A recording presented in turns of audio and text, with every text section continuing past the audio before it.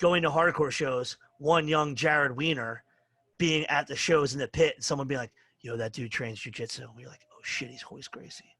Like, we were like, oh shit, he's Hoist Gracie. So like, Jared, years ago, Jared's my old head in hardcore. Years ago, outside the Trocadero, I'm like, yo, let me see some jiu-jitsu. He's like, come at me. I'm like, okay. And he straight up hit tossed me on a concrete, gave me a concussion.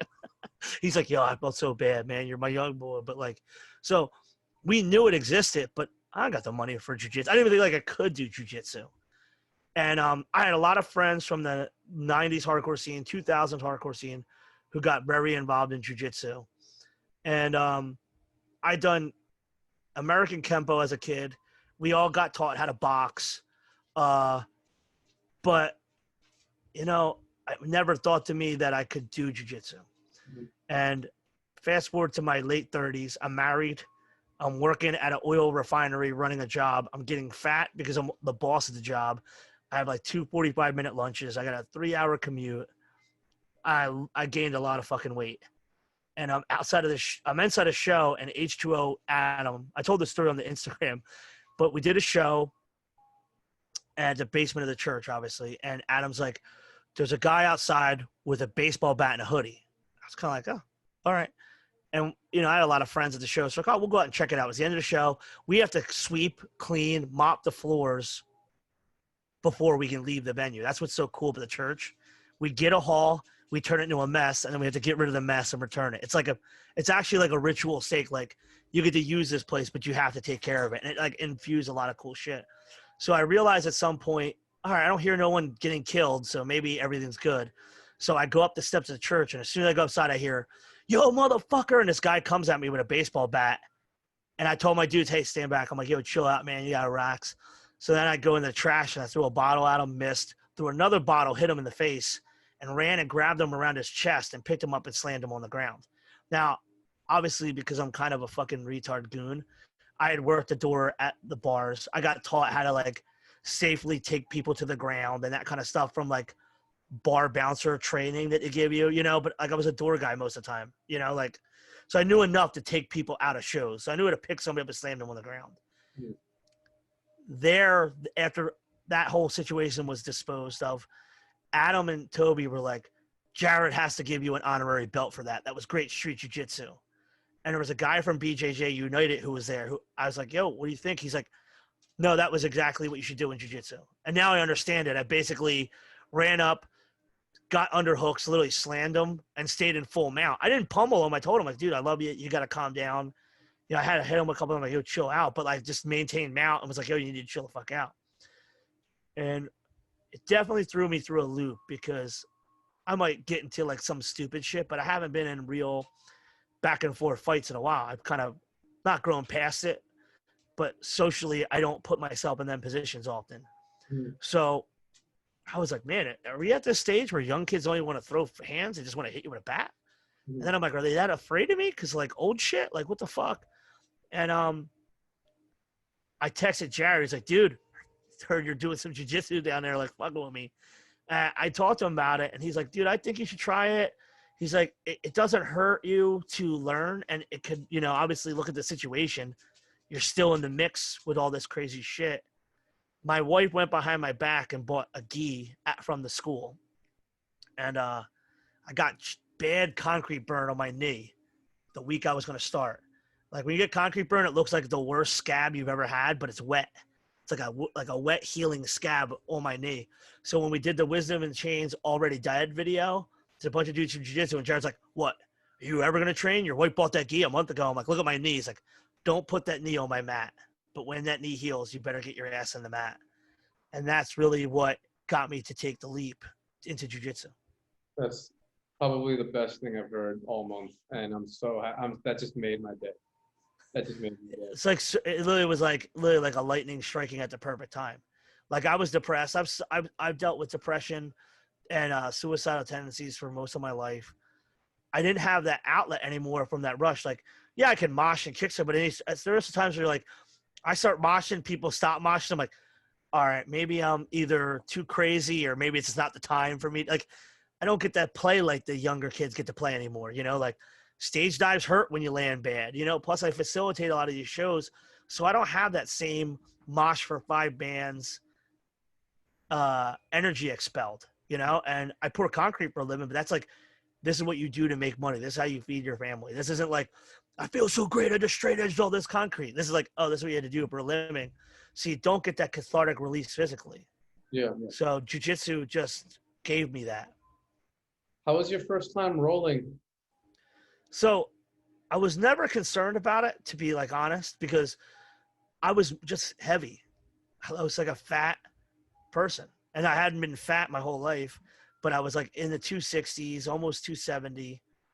And jiu-jitsu's fucked up because Jared's doesn't have like a step. You don't just show up on your first day and they reset the jiu-jitsu clock that this is class 1. Yeah. You show up and that day it's whatever they teach you. And you're like, so like, this guy's got his coat wrapped around my neck. I don't really understand it, but I like the teaching atmosphere of BJJ United. I like the team aspect of it. So the first time I go, they're here, don't roll, but watch. And I kind of saw him. I was like, I don't really understand what's going on, but fuck it, I'll try it. So then my first time rolling, I was just fat and out of weight, like out of shape, but I was heavy and tall.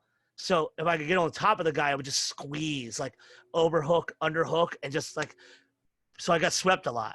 And then I had a lot of shoulders in my face. Yeah. And we're old school pressure passing. So immediately someone's whole shoulder in my face. And I'm like, I don't really like this, but I know how to get out of it. And instead of being like, oh, I didn't do good, I realized like, yeah, I fucking suck at this. Mm-hmm. And the first month, I started at the end of June 2018.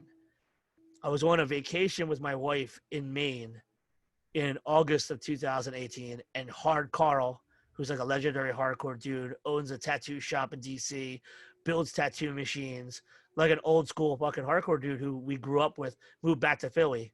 Yeah, he started training. Well, right? Yeah, he started training. So I'm in Maine, and I see a picture of Carl's first class, and I'm like, fuck yeah, Carl. Yeah, like I have like, and that was it. I had like Carl is like my life partner now. Carl's like my best, closest friend. I literally like he trains Monday mornings at 11:30 a.m. I'll be at work. He'll text me, class was brutal. Here's who I roll with. This is a technique. And then I go to Tuesday night classes, and I'd be like, yo, here's what we did. And then we would meet together on Thursday night, a half an hour before class, and he's like, this is what they showed me. Then I would show him what I learned. Mm-hmm. And we would pair up on Thursdays, and like having that. I mean, he's 10 years older than me, but he's about the same size, a little bit taller. Same thing, heavy as shit, out of shape, old hardcore dude, mentally not all there, but just like needs something. And that was like a drive. I had like oh yeah, well, we're also tattooed fucking goon maniacs. And that was really you got to figure within 6 weeks of starting, I had like a partner like that, that I could go through all this with. Since you started training jiu-jitsu, have you noticed like a change in your like mental state? Like you're talking about growing up, like having suicidal tendencies, being so aggressive. Like, do you see that like peaceful side to jiu-jitsu being like this warrior in a garden like type of deal? It's heavenly. It's literally, it was the balance that I always needed and never saw there. At a show, I'll leave it at a show, because there's like 2 of these moments where like some kid was getting way too crazy, and I'm at one point he's like ripping my shirt. I didn't hit him. I like front sweep his leg. I go knee on belly, and I'm like, please let go of my shirt. And everyone's like, I'm like, don't hit him. Just let go of my shirt, please. And the bouncers took it away, and I was like, dude, you all right? I'm like, yeah. Why? Because I knew he was gonna punch me. I had his arms. I had my knee on his stomach. That sucked for him. Like jiu-jitsu gives you that normalized piece of, oh, you want to struggle? Cool. I do this for fun. So where are we at now? Let's do this. I need an outlet. I need a mental outlet. I need a physical outlet. I need to be challenged. And I hadn't been challenged with like, you need to get better. So back to the breaking the hand. I break my hand. I'm worried, it's, this is a slow season for work anyway. So I'm like, that'll be what it is. I was like, Jarrett, can I please train? He's like, you cannot live roll, but you can take any class. I don't want to see you fucking rolling. So I don't have work. I was in jiu-jitsu every single day that a hand was broken. Any class I could physically get to. Monday morning, sometimes Monday morning, Monday night if my wife wasn't home, or Monday morning, sometimes Monday morning, Tuesday night, Wednesday morning, like Thursday night, like anything I could go and do just to stay immersed. I have a book, write down the technique, and then because my hands broke, I'm typing the technique, put left hand here. Yeah. Like, like I know that if I was exposed to jiu-jitsu at the time when Jarrett and I went, the part of me that sought violence would have been found because of Jarrett's school being Maxwell and the fact that they were still doing Gracie challenges and they're still striking. I probably would have benefited at that point, but it wouldn't have been the saving grace in my late 30s like I needed it to be. I wasn't happy. I haven't been, like, there's existential happiness. Why are we breathing air? What's the purpose to all this? And dude, I have a cool dog. I have a beautiful wife. I have a job that lets me make money so I don't have to depend on hardcore shows to be my reason how I eat and put a roof over our heads. And yet there's still like an emptiness that just is always going to be there. And I don't have that problem. It's Monday. I had too much shit to do. I didn't get to go to class tonight, which is Monday's like, it doesn't matter. There is no missing Tuesday class. Like I'll miss a show or be late to a show than not miss Tuesday class. Like I have like rules that jiu-jitsu, like, like I try to not book shows on Tuesdays and Thursday nights just so I don't have to, like, oh, I don't know. I don't want to miss class. That's where I'm at in my life. It definitely becomes like an obsession and a passion and something that just really brightens up your life in a way that's, as weird as it is to say to anyone who doesn't, like, undescribable how much it elevates your life. Boy, because there's a kinetic energy that comes from the physical movement with a person. And once you're inoculated to how a human being feels, like if they're in your side mount and their shoulders in your face, it's aggressive, but there's a physical bond. We agreed upon that you will put your shoulder in your face if you need to, and I need to get out of it. And it presents you with an option. How do I get him off me? Do I grab his pant leg and try to go to a half guard? Do I think I'm strong enough to, like, it's a puzzle. And it's an agreement between two people that, hey, we have enough respect for each other that we're going to exude violence, but we're not going to take it to a burning threshold point where we have to go to fists. Mm-hmm. So it's a hard game. Saturday, a really cool dude named Majed from our school who literally has this much of an arm. This is where his stump ends. Okay. He had a weird takedown. We both landed odd. I landed on my head sort of because I couldn't break fall. He lands on me, and he's got his weight on me. He's like, dude, are you good? I'm like, a little starry, but yeah. He's like, yeah, man, that kind of hurt. I'm like, let's do it, though. And he's in side control. But, like, where else when you're doing this shit do you both fall? And then someone's like, hey, are you cool? All right, I'm going to go back to hurting you now. Like, what? What the fuck are we like? Like, there's a surreality that it also ended me with trying to armbar that stump, which I will tell you is I don't know how you armbar a stump. There's no way to flexing your – yeah, that's how I like arm bars are easy for me to get. I transition them well, and he stuck it out, and I'm like, fuck it. Stepped over, put the thing, squeeze my legs. I'm going, trying to like get this stuff. Like I cannot do this. And he's like, dude, and he goes, if I had an arm, man, totally would have tapped. Like you don't get that in any other environment, man. Like you don't get, and our school obviously is very old school pressure passing. If you've never been to BJJ United, I have a lot of friends because of jiu-jitsu that are from hardcore, and I have a lot of friends that one of the guys that I grew up with 3 blocks away was in a band with him later who played in a band Horror Show, and we did one show as a band called the Crossbear. He's a black belt under 10th Planet, and he runs the Ventura. He owns 10th Planet Ventura. He moved to California in the 2000s and started his life over, and he's a fucking 10th Planet black belt. The girl who videotaped all the shows from like 98, 99, 2000, Jamila, moved to California. She's a brown belt under, I can't say her name right, Leah Vera. She's the highest degree female black belt in the world. Okay. She's a brown belt. She's competed at Fight to Win. Like, I have friends from the 90s that are getting back into it. It's like, I can't believe you guys are doing jiu-jitsu. Maybe I need to get back to it. And that was the other thing is when we were touring, you talk to a guy doing jiu-jitsu and he'd be like, yeah, I toured my ACL. And I'm like, if I do that, I don't have work. Like, like there was a deterrent when hardcore people started doing it. All I'm hearing is elbows getting pulled out. And I'm like, yeah, that means I can't make money. I toured with bands. I came home and I either got a job building shit, making shit, and then later when I got into the union, it was just concrete work. So there is no, oh yeah, this guy tore I gotta get my shoulder no, that means I can't work. Yeah. So that was a huge deterrent with my friendships. Matt Pike, who's a booking agent, Rich Thurston, who's in a ton of straight edge bands. The list goes on and on of hardcore dudes who in the early 2000s were doing jiu-jitsu and getting hurt, which now I know understand culturally because the Gracie schools were like, yeah, kill, get, and there wasn't that, we need to protect these people. It was like, fuck it, who cares if they get their arms smashed? You know what I mean? So like, hardcore still supplements a lot of my social interactions and a lot of the mind work of booking shows and the busybody of being on phones, getting bands. But jiu-jitsu is like my silent personal like journey. Like, you know, like me and Carl got our blue belts together and we had coffee afterwards. And he's like, what do you think? I said, we've got at least 1,000 days of getting our ass kicked. He's like, you think 1,000? I'm like, maybe more. I just think it's going to be at least 1,000. That's what in my head. You know, like it's a silent thing. And you don't worry if a guy, oh, this guy got his blue belt and, you know, he's better than me. Yeah, look out. He's fucking 10 years younger, 15 years younger.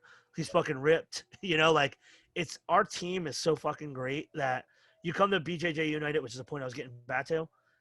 You got to start class together. You bow in, you line up, belt order. All right, boom, starting class. End of class, you line up, tie your belts, and there's this quiet. We don't really roll to music. There's a quiet sense of hearing the entire class panting, even the black belts, and everyone's tying their belts. Like I realized that early on rolling, I'm not the only person out of breath. I'm not the only person tired. I'm not the only person who's looking for the energy to tie your fucking belt. And then like, there's no water bottles on the mat and deciding not to. I don't even know what would happen if someone's like, I'm just tired. I'm not rolling this round. I've never seen it at our school. I don't even understand what would happen. Like my whole head would explode. It's just accepted that you are going to roll because it is time to roll. Pick a partner. If you're tired, you better get on top. You better get a good ass defense game. Yeah. That's my game right now. Is this guy's going to take me down? This is going to suck. Maybe I'll get better with escapes. Remember underhooks. I'm really bad with remembering underhooks. Yeah. My one of my coaches, Luis Cabrera, he has actually like a website and a saying. He always says, "Beware the underhook." I'm not a wrestler. In fact, I learning that wrestlers were so strong. We were soccer dudes. We made fun of wrestlers. You ever see that scene in Billy Madison where Billy Madison writes the guy who would eventually shoot the guy who was going to kill him? He's like, I'm sorry for everything I did and give him a phone call. I want to do that to every wrestler me made fun of in high school because they're kings.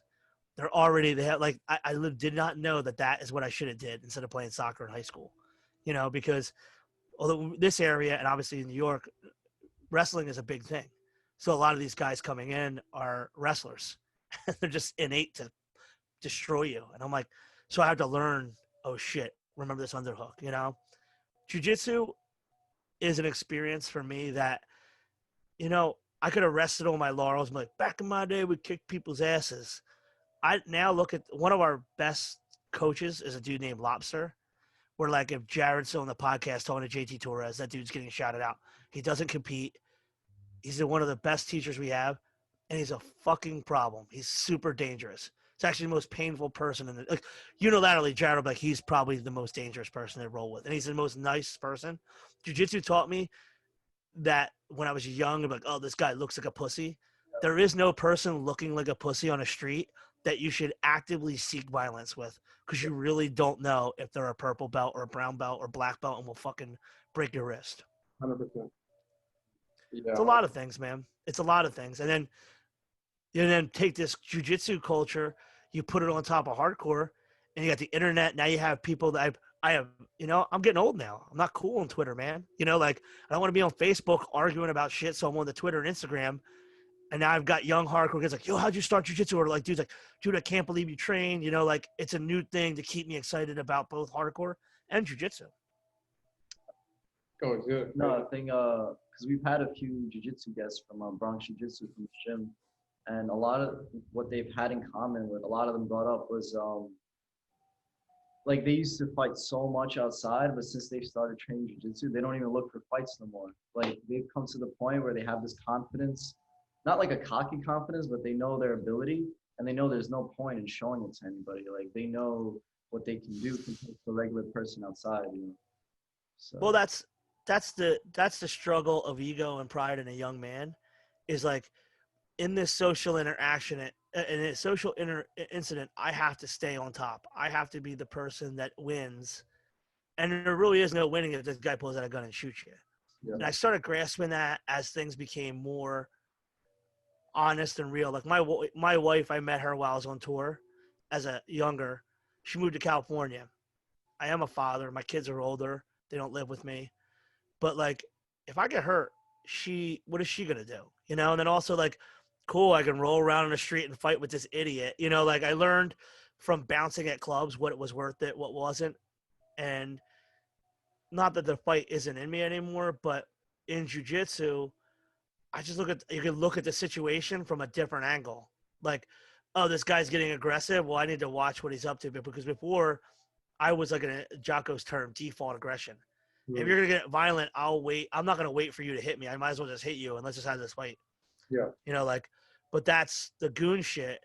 As you get into jiu-jitsu, you realize like I don't need to do all this. Like, you know, oh, you're mad at me. Like, I don't get upset half of the time because I'm like, oh man, that guy really has a hard life that he's upset with somebody over something, like whether it's in a store, a rude gesture, or driving. Like, fuck you. I was never a guy who would pull over, you know, but like jiu-jitsu taught me that any person on the street has a better chance of fucking me up than I realize. And also, why expose myself to that level of potential violence? Because, dude, I never rolled around the ground. I might eye poke you, I was a very dirty fighter, fish hooks, eye pokes, no problem, headbutts, which is why I got scars on my head. Look at how beautiful my fucking nose is. That's why I'm getting my teeth redone, because I had them so loose from fighting. You should seek to not want to be a fighter, you know? And the hardest dudes in jiu-jitsu are the least likely to be fighters, you know? And you can see it in a lot of that. And it's kind of cool. It's a peaceful thing. We don't have shit talking. I know your school's like that too. There's no shit talking. We don't say when we're getting our gis off, yo, did you see me? I tapped that guy out. You don't talk like that. It's just that one moment where you did something that person didn't do. There's a humility and there's a pecking order. Saturday, I went to Jared's class. It's the first time since COVID started. I go against a hard blue belt who made me eat shit and tap me like 6 times in 6 minutes. The best thing I could do when someone taps me is stand back up, be like, all right, let's go again, and try to not look like I was tired. Like, all right, fuck you, let's do it again. Yeah. Did that 2 rounds of 2 separate dudes smashing me. Then I roll with this dude who's a white belt, and I did that to him, and I'm like, see, this is the pecking order. Like, you know, I get him, I get got. There's a beautiful cycle of it, you know, and I appreciate jiu-jitsu for teaching humility and teaching you to better yourself. And it's like, cool, I get in this fight, I'm gonna get arrested. You know, Jared being a police officer, be like, why did you get into a fight in the street? What are you being done for? You know, like you want to hold yourself to a higher expectation. Plus, as I learned with him breaking my hand, cool, less time rolling. You know, I didn't have a live roll, like a hard live roll, all of 2000. Actually, there was like 2 classes I hit the week when my hand got better and cleared. So I had 2 classes where I had maybe 4 rolls each class, and then it was COVID. So until COVID, you know, I had 8 rolls, like actual full speed. Hey, don't watch my hand kind of deal. So like I'm 8 months behind. My timing is still off. You know, like I can't jeopardize that by getting in a fight with some dude who's mad at me. Yeah, cool, be mad at me, fuck off. I'm hoping that whenever things clear up or whatever, because I know that people at the Bronx Jiu-Jitsu are planning on going over to BJJ United for a day or whatever. So I'm hoping that when I go, I can meet you in person and we'd love that. We'd love that. You look small and like someone who's going to get out from under me and smash me. So I look forward to being slow. But what do you say to the people who are thinking about trying it but are like kind of on the fence? I tell everybody the same thing. It's a trust fall. You either show up and act like a bitch and be like, I don't think this is for me. The stress thing, ready? So it's stress, like, I'm not doing jiu-jitsu. And I get behind him and I put him in a rear naked choke. He's like, what the fuck, man? And he's like, he'll say it didn't happen, but this is the real truth. It's in Maryland. his band Activate played and Shattered Realm was going to play. And he's like, I'll just get my gun. I go, you get your gun ready. We're going to go at the same time. I'll choke you before you can get your gun and shoot. Like, you know, so we get in, I have my hooks in. I have my overhook. I'm ready to go. He's like, dude, fuck this. I got to start going. Like, more and more we inoculate, not through that means, but we tell our friends, like, this is why we're doing it. Come hang out. Hard Carl's lost 60 pounds. I've lost 60 pounds. Big Black Dennis from Bad Luck. That motherfucker is trying to get down to 290 just so he can come back to rolling. We had to buy him like a 6X gi so we could start it. Like, this is the path to better physical health, better mental health. But on top of it, what do you get to lose? Somebody guy lays all over top of you. You know, like, I tell everybody, you got to just try it. And I've had friends that come, they do the checkout class and they roll and they go, I don't know, man, this is crazy. I don't know. How do you do this after work? I don't care. I'd rather be tired. You know, I believe in naps. I come over and work 2, 3 o'clock. I nap. I stretch. I get ready for jiu-jitsu and I fucking go. I don't care if I'm tired afterwards. I would rather be tired and barely walking than I tell them the worst 2 days of your life is the first 2 days you go to jiu-jitsu. And as long as you stop eating like a fat fuck, it gets easier. Yeah, I actually during quarantine, I had my friend. He got Walmart mats, like the puzzle mats. We duct taped them because they kept coming apart. And I had like my friend start training with me. We ended up, well, we trained a lot during the quarantine, just in my garage, just me and him. We had like my computer set up. We'd play like King 9 and like a bunch of bands. Yeah. And then I showed him, like he didn't know, like he knew nothing, right? So then I showed him like everything, well, that I could in the meantime that I knew. And then now he actually trains a bunch of jiu-jitsu. He goes twice a day, every day that he can go, and he loves it. That's the important thing is it gives you a chance to expose people to what you've been exposed to, and you're paying it forward, you know?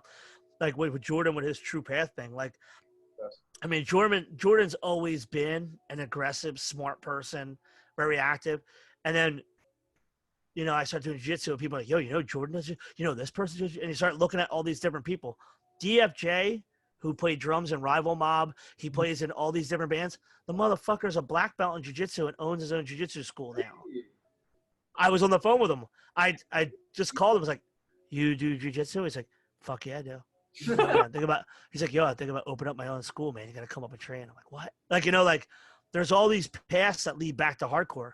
You know, Gian from King 9 trains with Con Gracie. I did not. It's blowing my mind right now. Yeah, he like from Biohazard trained, like you train, like, but I didn't know. Yeah, Jotham from Wisdom and Chains is a purple belt. Billy from Biohazard is a black belt. Dude, there's Roger from Agnostic Front. His wife is a jiu-jitsu, Gracie jiu-jitsu instructor. He trains. Gavin from Burn. There's so many people that train in jiu-jitsu, and it's because that kind of stuff is relevant to people like us. Yeah. In our school, there's like a dude. He literally Dave. He shows up and he'll wear like a throwdown hoodie or like a hate breed hoodie, and we're like, damn, sick shirt. We go, what's up? But he just had a kid, so he hasn't been coming in. Yeah. But Brandon, he's a young wrestler who's more from the Christian hardcore side of things. He'll be like, dude, so what's up at the fest? Yo, do you think we'll get this band? There's a band from here called Dark Day Dawning. The singer is a purple belt. He's super good. There's a white belt dude who ran the first website message board at our school. All these people, we all came together in jiu-jitsu. We started looking, oh, shit, what are you doing here? Oh, you know, like, next thing you know, you're finding all these people through hardcore that are also involved in jiu-jitsu. And it goes on and on. There's tons of hardcore people. True Believer is a school in Pittsburgh. Not only Jake, True Believer, Mosh is hard as shit. He's a black belt. Jamie from Code Orange. Justin from Code Orange. I think everybody but one person in Code Orange trained. In fact, I think Jamie is not far from getting his brown belt. What? Goldman's a blue belt. Jamie's a black belt or a purple belt. Jamie actually fucked up Hard Carl in Philly. I'll talk shit on Hard Carl for fighting an armbar for 2 minutes instead of just tapping and resetting. And Jarrett told his coach, yo, man, he's looking good. And Jamie got a purple belt. You know, like there's people all over training. And Josh White from Florida, he trains with Gracie Tampa. He just got on a competition team. Like, there's tons of people that get involved with this. You know, the thing is I think that as a hardcore culture, everyone's in their own gyms, and unless you post something on Instagram, you don't know. But yeah, it's alive and well. Oh, the dudes from Bulldoze, Mike the purveyor of the greatest rips of all time. Mike's a blue belt in jiu-jitsu. McG, I think he's a purple belt.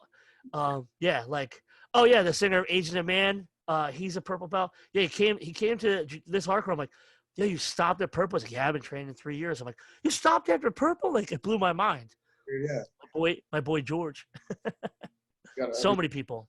You gotta watch out when they go to this hardcore. They're surrounded by jiu-jitsu specialists.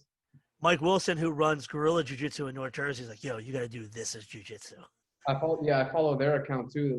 I love their gym. It looks really cool. They're part of the tag team thing too. Yeah, Mike Wilson trained under Henzo and eventually got his black belt under Jarrett. They're out in Mahwah, which is like the left corner of New Jersey. We were there for the school opening. And yeah, that's the thing is like, I like that now. I'm like, yo, man, we should travel up to Manchester, New Hampshire to train in heavy metal jiu-jitsu. Like, like, yo, I'm in St. Louis. Actually, fucked up. I break my hand Friday night. Or Thursday night. I was supposed to train Friday morning at the Gracie School, and I packed a fucking gi and no gi shit. So I got like 2 pairs of like clothes and all my jiu-jitsu shit with me. I couldn't even fucking train because I broke my hand. I was so bummed. Like, so my luggage was 90 jiu-jitsu, 10% clothes. Yeah. Like, that's what it does to you.